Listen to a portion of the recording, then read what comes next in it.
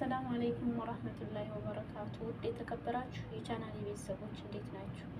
በያላችሁበት የአላህ ህዝነት ራህመት ከእናንተ ጋር ይሁን። ዛሬ ደግሞ በአዲስ ነገር በአዲስ ርዕስ መጥቻለሁ።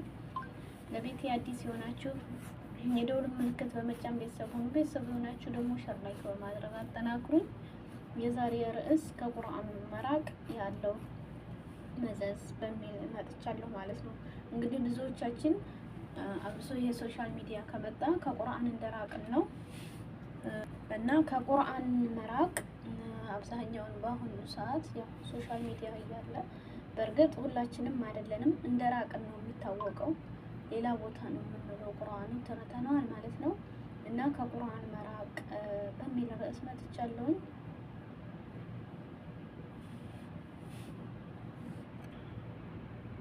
እና ቁርአን መቅራት ምንድን ነው?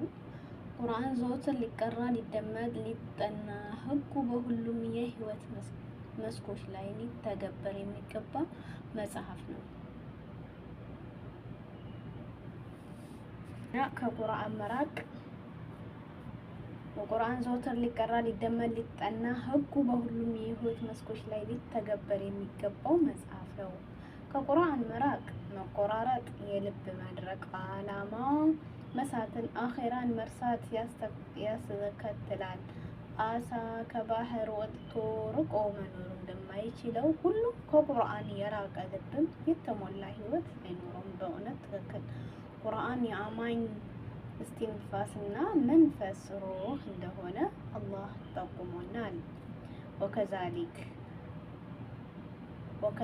ወሀይና ኢለይከ ረዋሁ ሚን አምሪና፣ ወደ ሌሎቹም ነቢያት እንዳወረድነው ሁሉ ወደ አንተም መንፈስ የሆነው ቁርአን በትዕዛዛችን አውርደናል። ሌላ ሱረቱ ሹዓራ ከአንቀጽ 52 ቁርአን ማንበብ፣ ማድመጥ፣ ህጉን መማርና መተግበር የተወ በቃሉ ይችለዋል የነበረውን በመዘንጋት ምክንያት ችላ ብሎ ትቶ የተረሳውን ሰው ከቁርአን ርቋል ይባላል።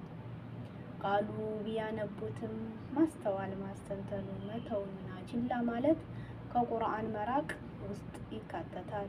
ህግጋቱ መተግበርና ህይወት ላይ በሚገጥሙ ነገሮች በሙሉ ፈርድ ከእርሱ አለመውሰድ፣ አለመግባባት ሲፈጠር እርሱን ዳኛ አለማድረግ ከቁርአን መራቅ ይሆናል።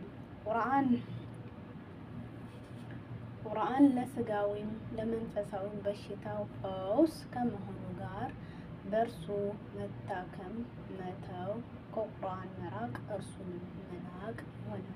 ቁርአን በማንበብ ከማድመጥና ከመማር ይልቅ ዘፈንን መሰል ነገሮችን መማር፣ ማድመጥ፣ መውደቅ ቁርአን ሊያዳምጡ ወይም ሲነበቡ ልብ ላይ የመጨናነቅ ስሜት መሰማት ከቁርአን ከመራቅ ምክንያት ከአላህ ጋር የመጣላት ወይም ደግሞ በሸይጣን ተንኮል የመጠቃት ምልክት ነውና በሁለቱም ሁኔታዎች ፈውስና መፍትሄ አላህን መታረቅ ነው። ወደ ቁርአን መመለስ ብቻ ነው። ከላይ የተጠቀሰው የቁርአን የመቅራት አይነቶች ክፈትና ጉዳታቸው አንዱ ከሌላኛው የሚበልጥ ሲሆን ከሁሉም ይልቅ የከፋውና የሁለቱም ዓለም ህይወት የሚያበላሸው ከቁርአን የወረደው ለአረቦች ወይም በድሮ ዘመን ለነበሩ ሰዎች ብቻ ነው በማለትና መሰል ተንካሽ ምክንያት በቁርአን ማመንን ህጉን መተግበር መተው ነው። ይህ ግልጽ ክህደትና ከኢስላም መውጣትም ነው። እንዴት አይነቱ አቅጣጫ ሊነዳው የሚፈልግ ሰው ነው? ሁሌ ከቁርአን ቅርብ የሆነ ዘወትር ማንበብ ማድመጡን የሚወድ ከቁርአን ጋር ሲያሳልፍ ደስታና ሰላም የሚሰማው ልቡ የሚረጋጋለት ህግጋቶችን በሙሉ ፈቃደኝነት በደስታ የሚተገብር ሰው ነው። ይህ እውነተኛ አማኝ እና የአላህ መልእክተኛ ወዳጅ የመሆን ምልክት ነው። የሰው ልጅ ከቁርአን ርቆ በስሜቱ የተመራ ቁጥር እንደ የርቀቱ ደረጃ ልቡ ይታወራል። መንስኤው በማያውቀውና ሀሳብ ጭንቀት ይዋጣል። ፊቱ ላይ የኢማን መረጋጋት ምልክት ይጠፋል። የሁለት ዓለም ስኬት ደስታም ያጣል። ከቁርአን መራቅ ምን ማለት ነው? ወቃለ ረሱል ያ ረቢ ኢኒ ቀውሚ አተኸዙ ሃዛ አልቁርአን መህጁራ ሱረቱል ፉርቃን አንቀጽ 30 ላይ ነው የተገለጸልን ማለት ነው። ከቁርአን መራቅ ከሚገልጽባቸው መካከል አንደኛ በቁርአን ከማመን መራቅ፣ በቁርአን አምኖ ግን እምነትን አለመተግበር፣ ሶስተኛ ደግሞ በቁርአን አለመዳኘት፣ አራተኛ ከማስተተንና ከማወቅ መራቅ፣ ከልብ በሽታዎች በቁርአን አለመታከም። እነዚህ ነገሮች በሙሉ ቁርአንን ከመራቅ ሀጅር ይመደባሉ። ደረጃውን ቢለያይ ሁሉም ከቁርአን መራቅ ማፈንገጥ ናቸው። ከቁርአን የራቀ አላህ የተጨናነቀ ኑሮ እንደሚሰጠው በዕለት ትንሣኤውን አድርጎ እንደሚቀሰው ገልጾልናል። አላህ ይጠብቀን። ቁርአን ስትቀራ አላህ ቅርአትህን ይሰማል። ችለተኛ ዝንጉ አትሁን፣ ነቃ በል፣ በትኩረት ቅራ።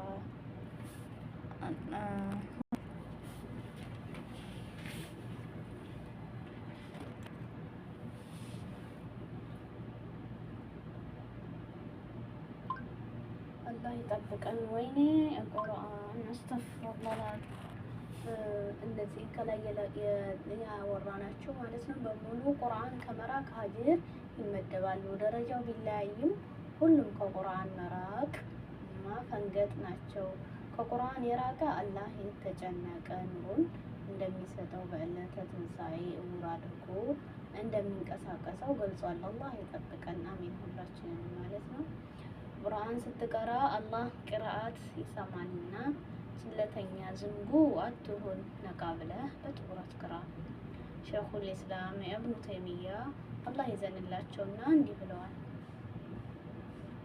ወደ አላህ ኪታብ ቁርአን መመልከትና መቅራትን እንደ ማብዛት የአቅል የሩህ ምግብ የሆነ አካል ወይኔ ወደ አላህ ኪታብን ቁርአንን መመልከት መቅራት እንደ ማብዛት የአቅልና የሩህ ምግብ የሆነ አካል የሚጠብቀን ደስታ የሚሰጠን የሆነ ነገር ምንም አላየሁም። ሁሌም ቢሆን ቁርአን ነው። ከቁርአን ግን ምንም የለም ማለት ነው።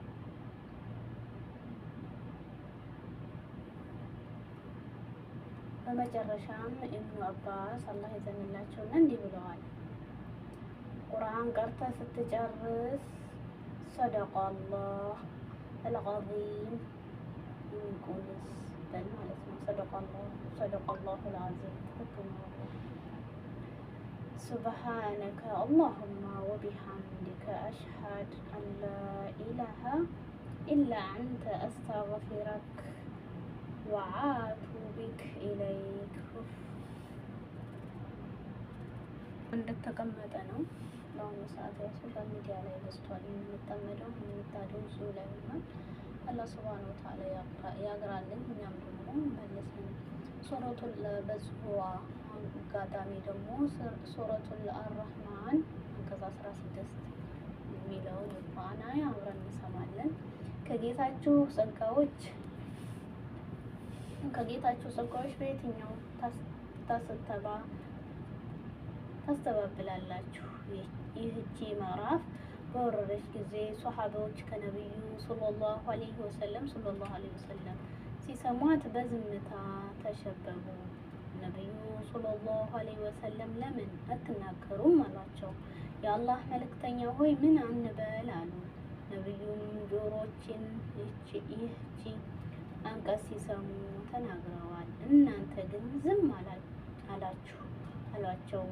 ጅኖቹ ምን አሉ በማለት ጠየቁ።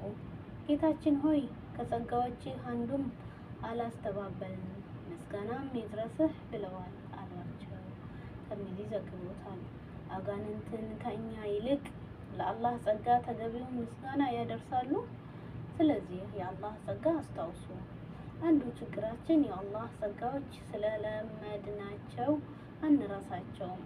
ይህ የአላህ ጸጋ አትርሱ፣ ውለታውንም አትዘንጉ። ጌታችሁንም ብታመሰግኑ በእርግጥ እጨምርላችኋለሁ፣ ብትከዱም እቀጣችኋለሁ፣ ቅጣቴም በእርግጥ ብርቱ ነውና በማለት ባስታወቀ ጊዜ አስታውስ። ኢብራሂም 7 ጸጋ የሚጨምረው ምስጋና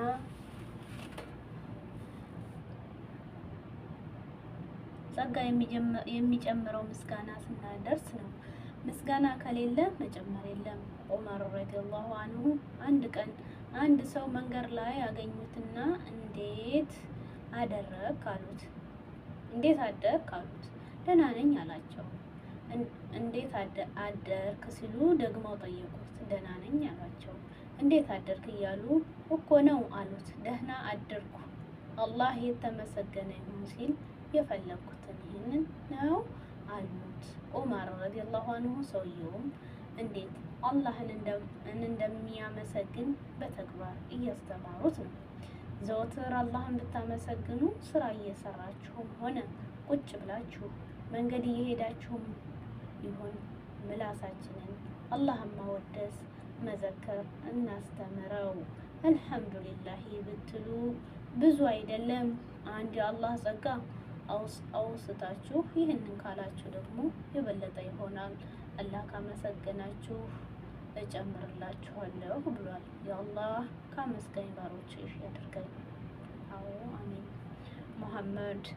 ሙሐመዱን ረሱል ሰለላሁ ዐለይሂ ወሰለም ሙሐመድ ሆይ ለዓለማት እዝነት አድርገን እንጂ አልላክንህም።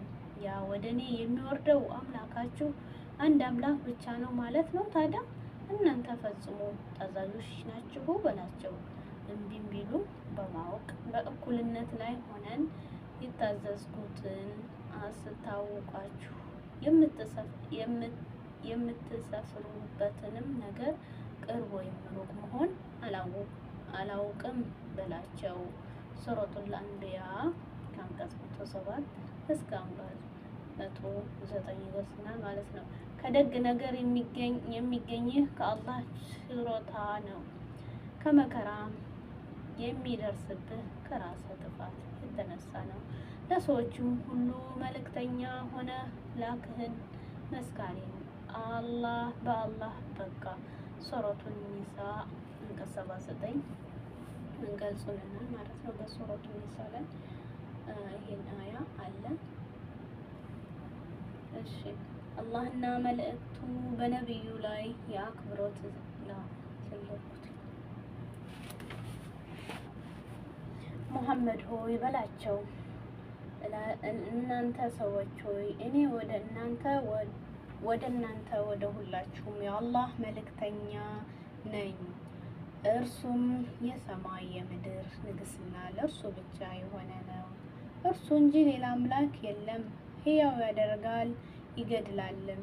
በአላህና በዚያውም በአላህና በቃላቶቹ በሚያምነው የማይጽፍ የማያነብ ነብይ በሆነው መልእክተኛው እመኑ፣ ቅንም መንገድ ትመሩ ዘንድ ተከተሉት። ሱረቱል አዕራፍ አንቀጽ 158 አንተም ለሰዎች ሁሉ በመላ አብሳሪና አስፈራሪ አድርገን ቢሆን እንጂ አልላክንህም።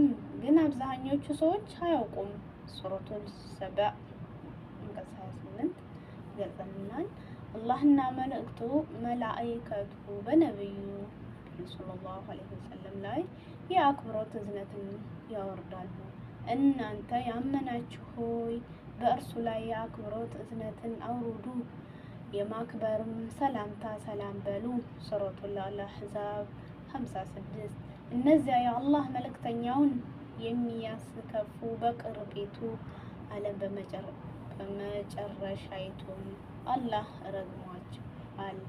ለእነሱም አዋጅን ቅጣትን ደግሶላቸዋል። 57 አላህ ሆይ በነብዩ ላይ ሰላም ታውርድ፣ ሰላምን አስፍን።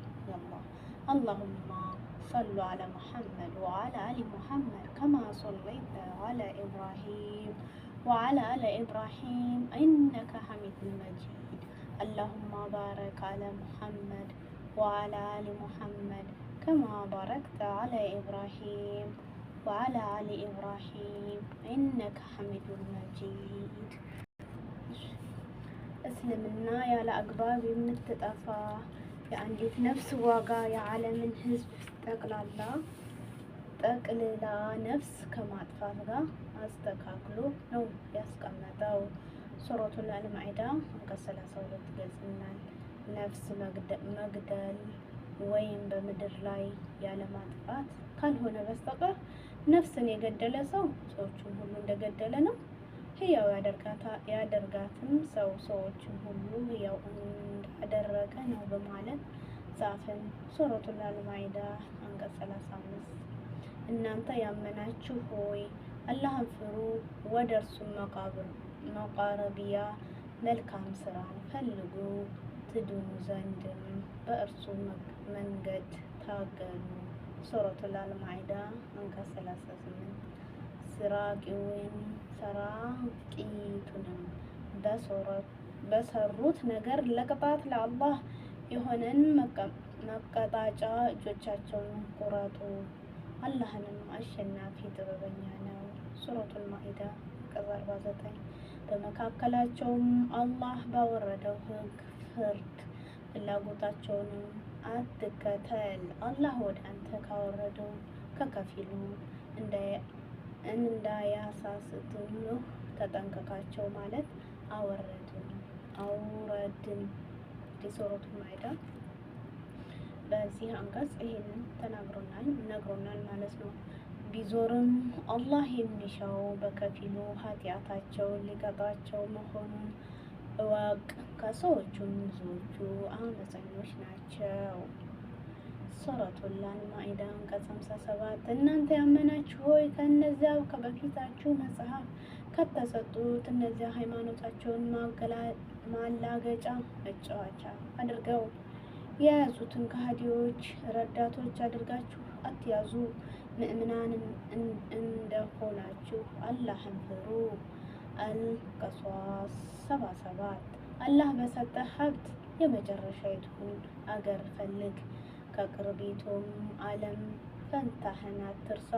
አላህ ወደ አንተ መልካሙን እንዲያደርግልህ ለሰዎች መልካም አድርግ። በምድር ውስጥ ማጥፋትን አትፈልግ፣ አላህ አጥፊዎች አይወድም አሉት። ሱብሃንአላህ።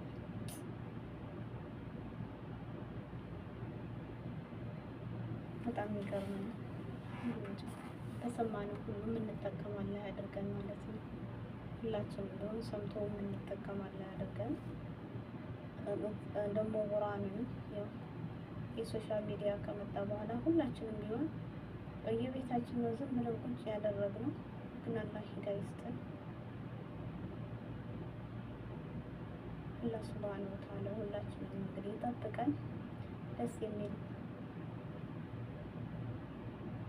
አገላለጽ ነበር ተጻፈልን። እንግዲህ አላህ ይጠብቀን ሁላችንም ማለት ነው። ሀባይቦች ይጨርሳሉ ሁሉንም አላሁንም አዲስ ማለት ነው መጣላ ቆንጆ አብሽሩ።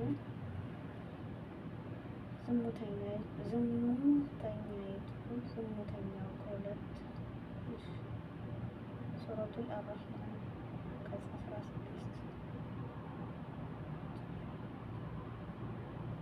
እና ከቁርአን መራቅ ያው የሰማነው ያየነው ነው። አንደኛ ነገር ጭንቀት፣ ረብሻ፣ ብዙ ነገር መረባበሽ፣ በቃ የሆነ ጥሩ ስሜት አይሰማንም። ይህ ሁሉ ከቁርአን ስንርቅ ነው።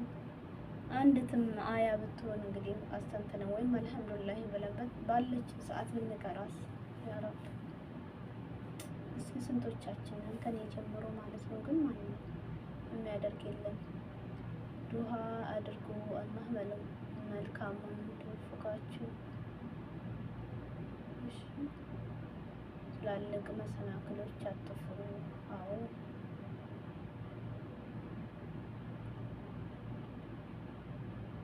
ከመልካም ነገር ምንም በትንሽ አይነት በርተኝ በዚህ ሐዲስ የአላህ መልእክተኛ ሰለላሁ ዐለይሂ ወሰለም ሞታቸውን ወደ መልካም ነገር ሲያመላክቱ የመልካም ነገር ትንሽ እንደሌለው በማመላከት ነው።